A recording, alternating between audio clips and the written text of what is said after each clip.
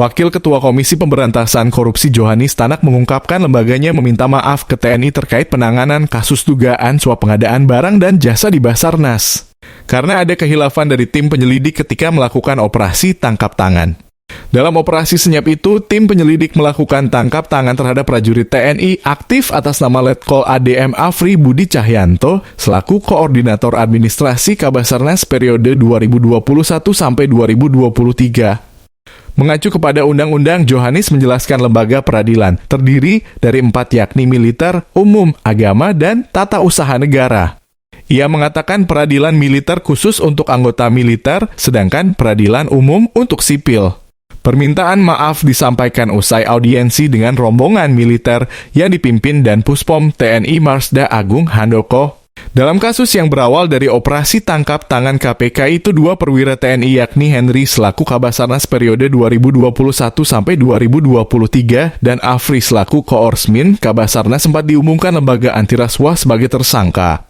Henry melalui Afri Budi diduga menerima suap dari beberapa proyek di Basarnas tahun 2021 hingga 2023 sejumlah sekitar 88,3 miliar rupiah dari berbagai vendor pemenang proyek.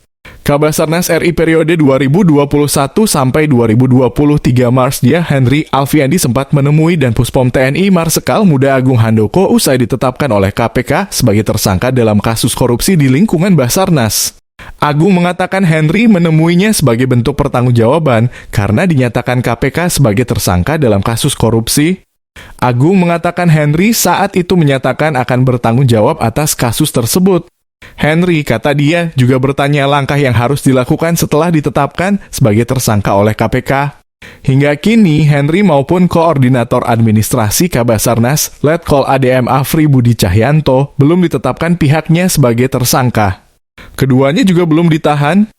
Menurutnya, penetapan tersangka 2 prajurit aktif TNI oleh KPK sebelumnya telah menyalahi aturan. Ia mengatakan anggota TNI tunduk pada ketentuan yang diatur dalam UU Peradilan Militer. Sebagai sesama aparat penegak hukum, ia berharap KPK saling menghormati aturan masing-masing. Pada kesempatan yang sama, Kepala Pusat Penerangan TNI Laksamana Muda Julius Wijojono menegaskan komitmen Panglima TNI soal pemberian reward dan punishment bagi setiap prajurit.